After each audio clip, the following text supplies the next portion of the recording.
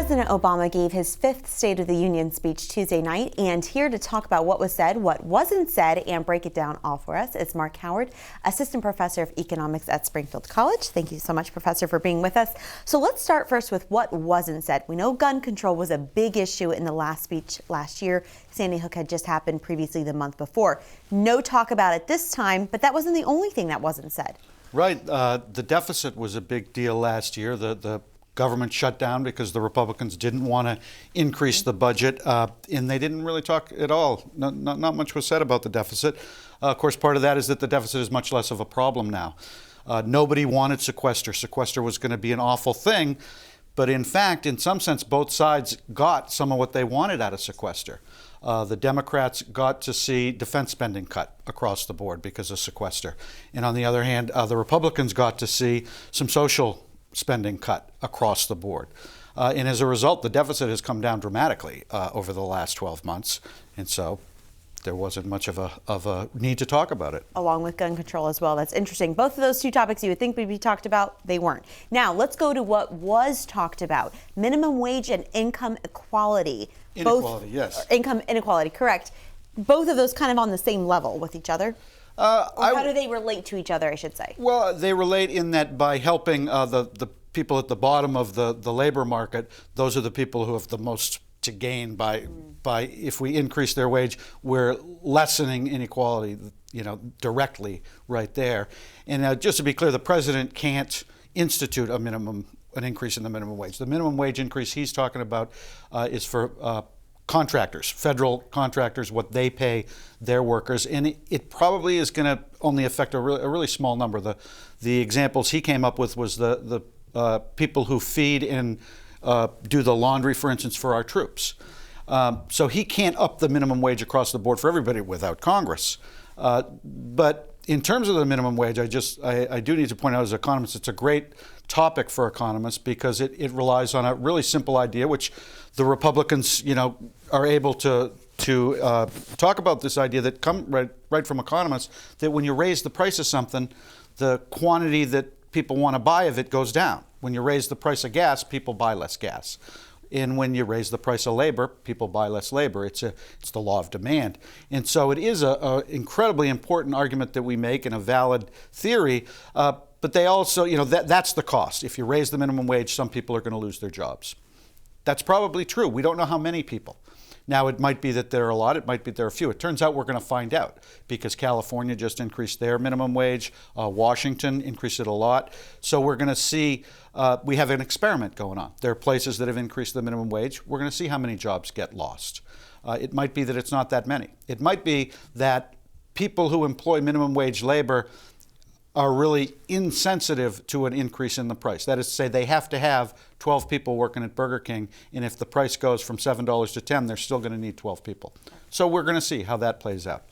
All right, so third takeaway, the president was very firm in his resolve to, if he needed to go it on his own, he would have no problem doing that. So it almost seems as if the president and the Democrats and the Republicans aren't working together. Seems like it. I mean, it seems like it's a guarantee. And to me, that was the biggest disappointment, I think, in the President's State of the Union, and really the disappointment I think the whole country feels with politics. Very few people expect the government to get anything done now, the federal government. We again, in economics, we also do game theory in economics, and really there's two types of basic interactions we can have. One interaction is a zero-sum game. My win is your loss. If I'm selling something and I get a higher price from you, that's good for me and bad for you. That's a zero-sum game. But there are a lot of other interactions where if we can come together, we can both agree and do better. And that's what politics historically has been, even between Bill Clinton and the people who impeached him. After that, they were able to come together and get half a loaf each, get some of what they wanted. They have to give up something, but they were able to get something. And that's what seems to be gone now. I mean, there's no indication on either side of any notion that they're going to compromise. There will be no compromise is sort of the message I think America got. And that's disappointing.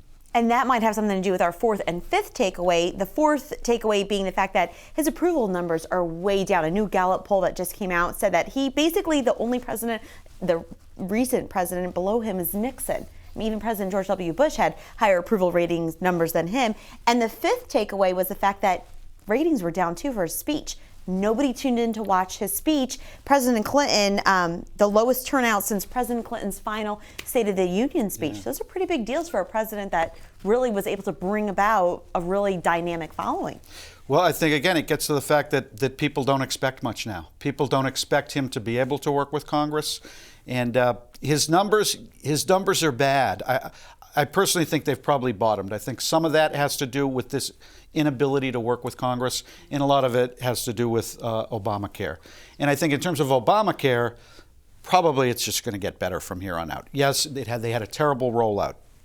Why they let that happen, we don't know, but it's going to get better. You know, the website's going to get better. People are going to join up, and 2 years from now, 3 years from now, people are going to be seeing the benefits of Obamacare, and all of this talk about it, you know, destroying all these jobs, that'll be gone. It's not going to turn America into a communist country because we have Obamacare.